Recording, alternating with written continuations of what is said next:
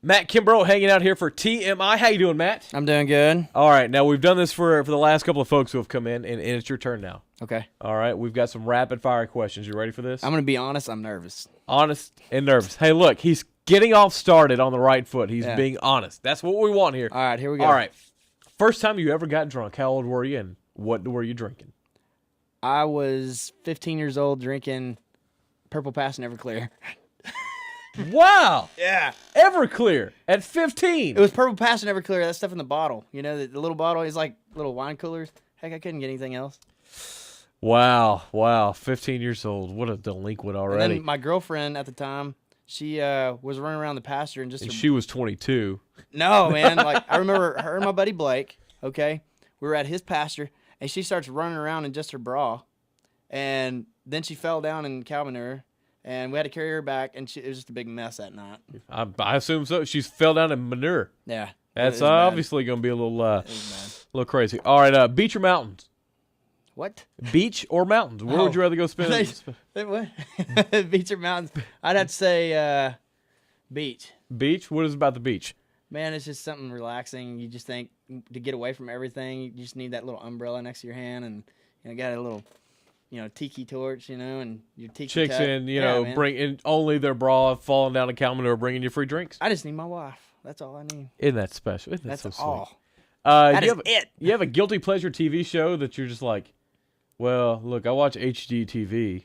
That was Casey Donahue's, by the way. He watches HGTV. Okay. Do you have a guilty pleasure TV show that you kind of don't want to admit, but come on, you're being honest?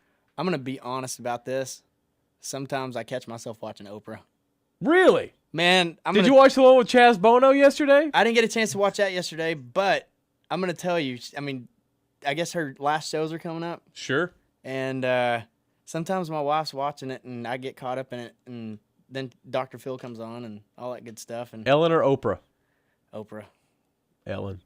Yeah, I know. I got some buddies that say that too. What about a guilty pleasure movie? Something like you're sitting there, you don't have anything to do for the rest of the day. You're like, I want to put a movie in. Which DVD are you popping in the player? Dude, I would totally go for Godfather. Godfather? I would love to be that guy. You come to my house, you disrespect me. You don't even call me the Godfather. It's a man movie there. I'm gonna tell you, man, that gets me. From watching Oprah to popping in the Godfather, a man of many sides, Matt I'm sensitive Kimbrow. too. I'm sensitive. Would you rather go polar bear diving or skydiving? You know the polar bear? Dude, I'm scared of both. I'm gonna be honest. Like that's something like you're in 30-degree weather in a banana hammock and you're jumping into icy cold water, or jumping out of an airplane, a perfectly good airplane. I'd have to say the airplane. You do the skydiving? Yeah. You don't want that to happen? I'm telling you, man. Like both of them scare me. It scares me enough. My mother-in-law's moving in with me. But hey, she's helping out with the kids, man. I love my mother-in-law. Yeah, I can't say anything. I can't. But say anything. I'm gonna tell you like that both of those scare me. I really wouldn't do either. I'm gonna be honest. Like I wouldn't do either of them. But I'm gonna try. I say you do it. I say next winter, comes around February. We're gonna get some freak ass snow. Yeah. We're gonna make you go polar bear diving. Are you gonna be with me? Yeah. No. I'm filming it. I can't go in. I'll have a camera in my hands. We can't do it that way. Just make sure I have plenty to drink. Who were your inspirations to get into music?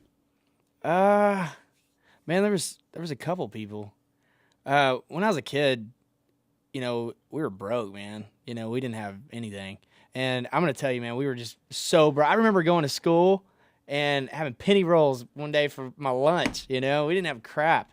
And, music, man, it just got us through the house. It really did. It brightened up the house. My mom would be on piano, and she'd just be playing, all these church songs and everything else. And it's kind of like a Johnny Cash story. Yeah, man. Set 50 years later, 60 years later. I'm telling you, we had some hard times, and next thing you know, like mom would get on that piano, and me and my brother would go around her and sing with her, and she always just had the radio on. And then next thing you know, about 13, I picked up the guitar and I just started just making up songs, just freestyling like a freestyling rapper, Keep that freestyle in mind a little bit later on. Yeah. That may be what and we so, get him to do. Yeah, and then after that, I started watching, Randy Rogers a lot, and it introduced me to Texas country music. Yeah. And man, I was just like, wow, man, I like this guy, man. I really dig this fiddle player, Brady Black.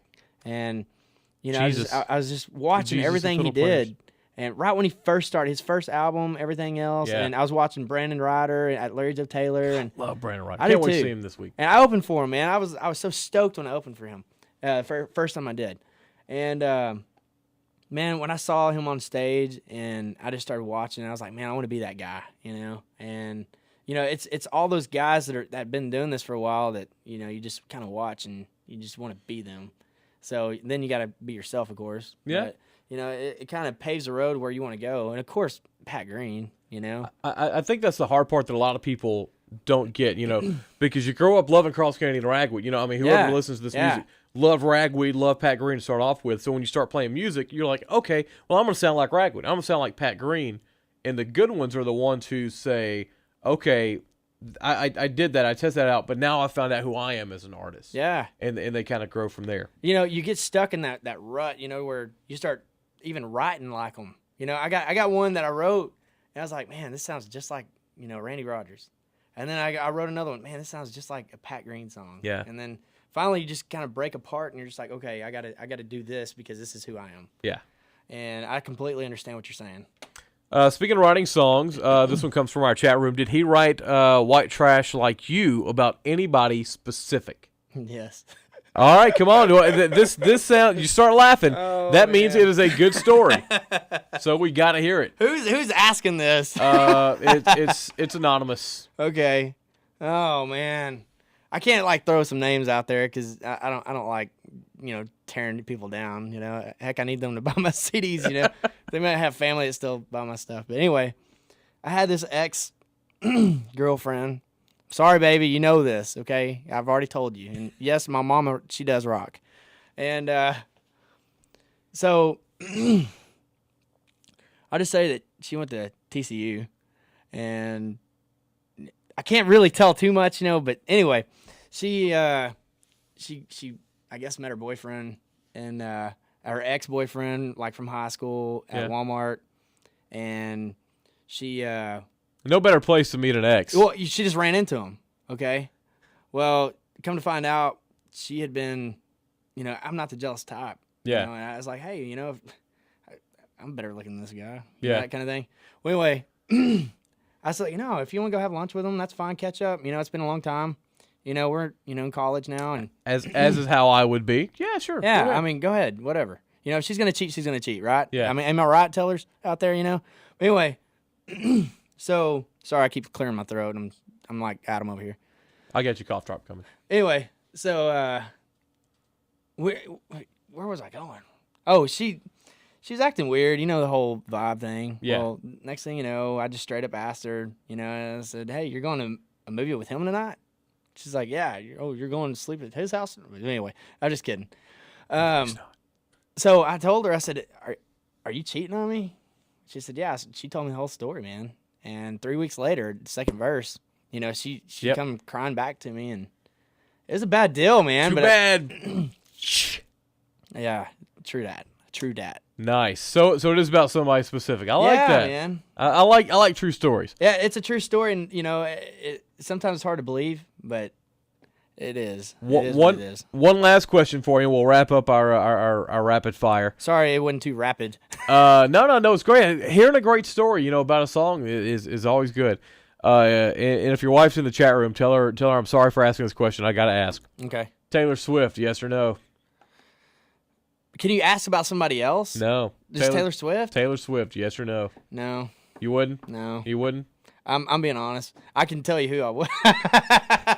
We don't want you to dig yourself a hole that much. I was just gonna leave Taylor Swift, yes or no? She knows how I feel about you know, certain other singers, you know. So mine, the chick from Lady Antebellum, Hillary Scott. yes, yeah, I like this guy. Yeah, and you know what? I'm gonna be honest. J-Lo, she does something for me on American Idol. I'm gonna be honest. I don't know what it is. I know she's like carrying a load in the back, you know, but.